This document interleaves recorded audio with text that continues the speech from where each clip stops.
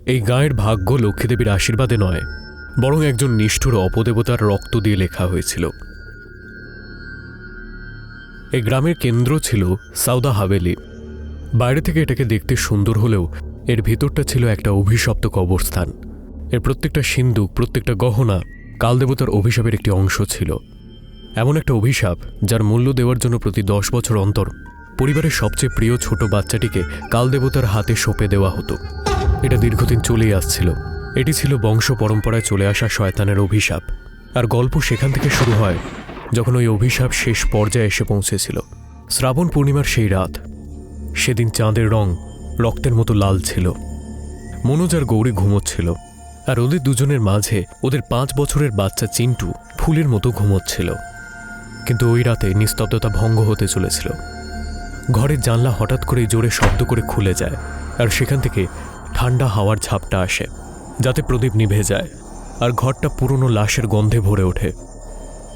চিন্টু হঠাৎ করে ভয় পেয়ে উঠে পড়ে। ওর চোখ দুটো ঘরের একটা কোণায় স্থির হয়ে গেছে। মা, বাবা, ওর চোখ দুটো ও জানলায় দাঁড়িয়ে আছে। ওঠো মা, বাবা।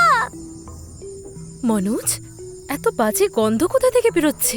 এত জোরে জোরে হাওয়া দিচ্ছে, কিন্তু দরজা তো বন্ধ। চিন্টুর কি হয়েছে? শান্ত হও গৌরী, কোনো জন্তু জানোয়ার হবে হয়তো, আর বাইরে কোনো পাতা পাতা পড়াচ্ছে হয়তো। তুমি ভয় পেও না। মনোজ অনেক চেষ্টা করল, কিন্তু অন্ধকারেও হাভেলির প্রত্যেকটা জিনিস কাঁপছিল। দেওয়ালে অন্ধকারের মধ্যে ওই ছায়া চোখ খুলল। চোখ দুটো যেন আগুনের মতো জ্বলছিল।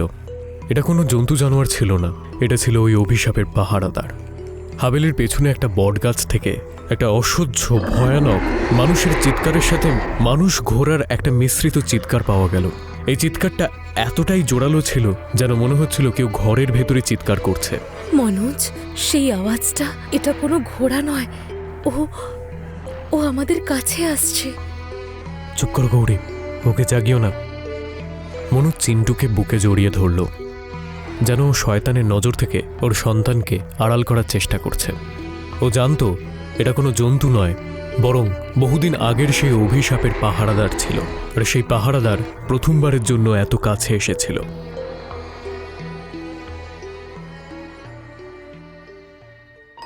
চিন্টু একটা পুরনো কাঠের ঘোড়ার খেলনা নিয়ে আসে। তার একটা চোখ ছিল না, এবং তার উপর একটা অশুভ চিহ্ন আঁকা ছিল। গৌরী ওর হাত থেকে খেলনাটাকে ছিনিয়ে নিয়ে ঠাকুমা সারদা দেবীকে দেখায়। দিদা, এই খেলনাটা কোথা থেকে এলো? এটা কাঠের মনে হচ্ছে না, এটাকে ছুতেই বরফের মতো ঠান্ডা মনে হচ্ছে। আর দেখুন এই অদ্ভুত দাগটা, এটা চিন্টুর ঘরে কি করে এলো? শোনো, মুখ সামলে কথা বলো। এই খেলনাটাকে হাত দিও না। এটা যেখানে ছিল ওটা সেখানেই রেখে দাও। আমি বুঝলাম না দিদা, আপনি এটাকে ফেরত কেন রাখতে চাইছেন? তুমি বুঝছো না গৌরী, এটাকে ফেরত রাখাই জরুরি। এটাকে ভুল করেও জ্বালাবে না, নাহলে খুব খারাপ হবে, খুব খারাপ। ঠাকুমা খেলনাটাকে না ছুঁয়েই সেটাকে আবার রেখে দেওয়ার আদেশ দেন। গৌরী চলে যায়, কিন্তু ওর আগে খেলনাটাকে রান্নাঘরের আগুনে ফেলে দেয়। কাঠের ঘোড়া আগুনে পুড়ে যাওয়ার বদলে সেটা থেকে একটা কালো ধোঁয়ার আস্তরণ সৃষ্টি হয়। গৌরী ভয় পেছনে সরে আসে। আগুন নিভে যেতেই দেখা গেল কয়লার মধ্যে খেলনাটা যেরকম ছিল সেরকমই রয়েছে। তার মধ্যে পোড়ার কোনো চিহ্ন নেই। তার চোখ বিস্ফারিত হয়ে যায়। সে সঙ্গে সঙ্গে খেলনাটাকে তুলে হাভেলি থেকে দূরে একটা বন্ধ ঘরে লুকিয়ে রাখে। কিন্তু পরের দিন সকালে সেই খেলনা আবার আগের অবস্থায় চিন্টুর বিছানার পাশে পড়েছিল। নিয়তির চাকা ঘুরে চলেছিল। কালদেবতা নিজের বলি শনাক্ত করে নিয়েছেন। ওই দিন সন্ধেবেলা চিন্টু ওই খেলনার সাথে খেলতে খেলতে হাভেলির কাছেই একটা কুয়োর সামনে চলে গেল। আর তখনই একটা ভয়ানক আওয়াজ সে শুনতে পেল। সে খেলনাটাকে কুয়োর মধ্যে ফেলে দিল। আর যেই খেলনাটা কুয়োর মধ্যে পড়ল, অমনি কুয়োর ভেতর থেকে একটা ঠান্ডা নিঃশ্বাসের শব্দ শোনা গেল। খেলনার সাথে সাথে চিন্টুও সারা জীবনের মতো উধাও হয়ে গেল। চিন্টু উধাও হয়ে যাওয়ার পর মনোজ ভেতরে ভেতরে সম্পূর্ণ ভেঙে পড়েছিল। সে তার নির্দোষ সন্তানকে রক্ষা করতে পারেনি। ও এখন এই অভিশপ্ত হাভেলির অভিশাপের ব্যাপারে সমস্ত কিছু জেনে গেছে, আর এটাই এখন ওর বেঁচে থাকার সবথেকে বড় শাস্তি। একটা নির্দোষ 5 বছরের বাচ্চার কি দোষ ছিল যে তাকে এতদিন ধরে চলে আসা অভিশাপের বলি হতে হলো? মনোজ বুঝতেই পেরেছিল যে ও কালদেবতার সেই অভিশাপকে নিজের চোখের সামনে পূরণ হতে দেখেছে। এই অপমান, একাকিত্ব এবং অপার গ্লানির বোঝা নিয়ে সে পরের দিন নিজেই আত্মহত্যা করল। হয়তো সে এটাই ভেবেছিল এই হাভেলিতে দাস হয়ে থাকার থেকে মরে যাওয়া অনেক ভালো। চিন্টুর মৃত্যু আর মনোজের আত্মহত্যা গৌরীকে একেবারে পাথর বানিয়ে দিয়েছিল। এখন ওর একটাই মাত্র উদ্দেশ্য ছিল সত্যিটাকে খুঁজে বার করা। সে ঠাকুমার উপর নজর রাখতে শুরু করল। গৌরী চুপি চুপি চাকর গোপাল আর ঠাকুমা সারদার পিছনে যেতে থাকে। তারা হাভেলির একদম নিচে একটা বন্ধ হয়ে যাওয়া ঘরের সামনে গিয়ে থামে। বাইরে গোপাল পাহারা দিতে থাকে। গৌরী একটা ভাঙা জানলা দিয়ে ভেতরে দেখছিল। ভেতরের দৃশ্যটা ছিল ভয়ানক। কালদেবতার কালো কুরূপ সম্পন্ন একটা মূর্তির সামনে দাঁড়িয়ে ঠাকুমা প্রার্থনা করছিল। এটা ভয় আর অসহায়তার কালা জাদুর সিদ্ধি লাভ। দেবতা, আমি নিজের শেষ অংশীদার, নিজের বংশধরকে আপনার কাছে সমর্পিত করলাম। এবারে অনেক হয়েছে। আমার ছেলে, আমার নাতি সব শেষ হয়ে গেল। আমি এই চুক্তিটা এবারে শেষ করতে চাই। অসম্ভব। কালদেবতার এই বন্ধন থেকে মুক্ত হতে গেলে মৃত্যু ছাড়া কোনো উপায় নেই। আর সেটাও কোনো সাধারণ মৃত্যু হবে না ঠাকুমা। তোমাকে নিজের প্রাণ, ধনসম্পদ, শান্তি সমস্ত কিছু বিসর্জন দিতে হবে, না হলে পরবর্তী বলি খুঁজে আনো। গৌরী সমস্ত কিছু শুনে ফেলল। ঠাকুর পরিবারের এই ধনদৌলতের পেছনে লুকিয়েছিল একটা রক্তাক্ত ইতিহাস। প্রতি 10 বছরে পরিবারের সবচেয়ে ছোট বাচ্চাটির বলি দিতে হবে। চিন্টু তাদের শিকার ছিল, আর কালদেবতার ঘোড়া শুধুমাত্র বলি নিতে আসত। গৌরী জানতে পারল ঠাকুমা নিজের মেয়ে অপর্ণা আর তার ছেলে দীপককে দলিলের জন্য অস্ট্রেলিয়া থেকে ডেকে পাঠিয়েছে। পরবর্তী বলি ছিল দীপক। গৌরী সমস্ত কিছু ঠিক করে নিয়েছিল। দিদা, আপনি আমার ছেলেকে মেরেছেন। এই ধন সম্পত্তি, এই অভিশপ্ত ধন সম্পত্তি কোনো কাজে আসবে না। চুপ! তুই শহরের মেয়ে, তুই বুঝবি না। এসব ধন সম্পত্তি নয়, এটা আমার ঋণ। আমি যদি এসব না করতাম তাহলে এই প্রাসাদ, এই বংশ কবেই শেষ হয়ে যেত।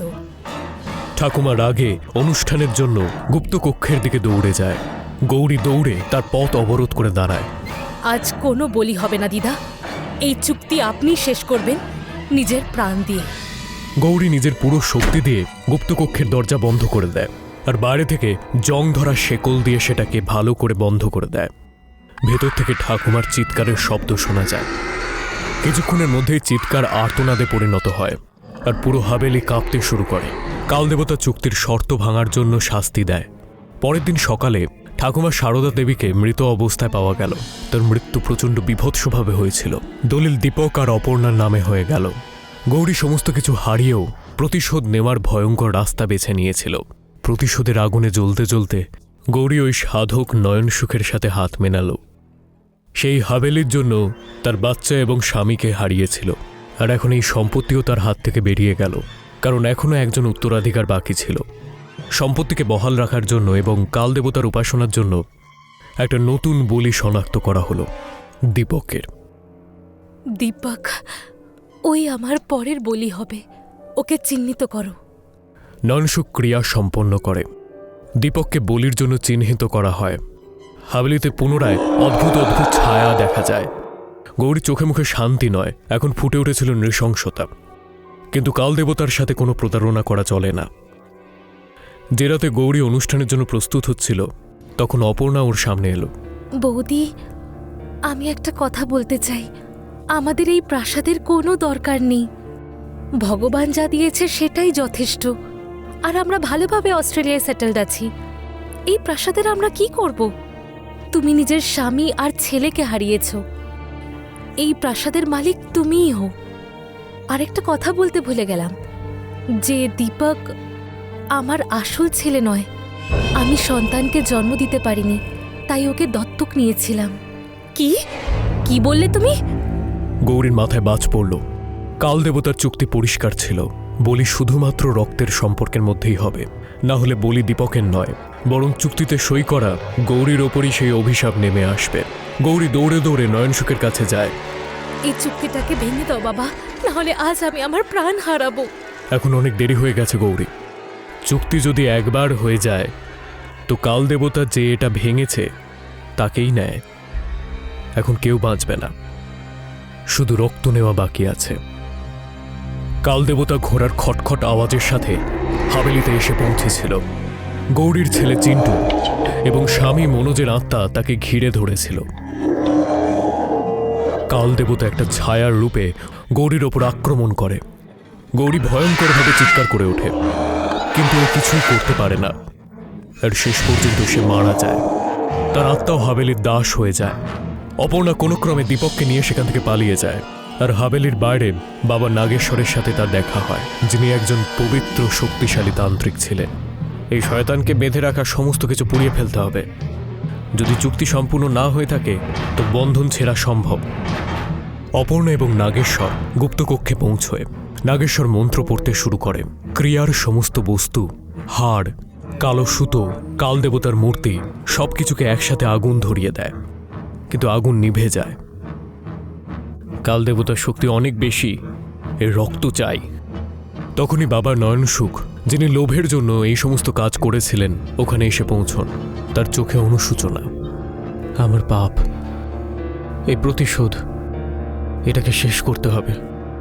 নয়নসুখ একটুও দেরি না করে নিজের ওপর তেল ঢালতে শুরু করে। তারপর আগুন ধরিয়ে দেয় নিজের গায়ে। আত্মবলিদানের আগুনের প্রচণ্ড শিখা ওঠে। আর সেই সময় কাল দেবতার মূর্তি হঠাৎ করে উধাও হয়ে যায়। ঠাকুমা, মনোজ, গৌরী সমস্ত আত্মারা আর্তনাদ করতে করতে কোথাও যেন মিলিয়ে যায়।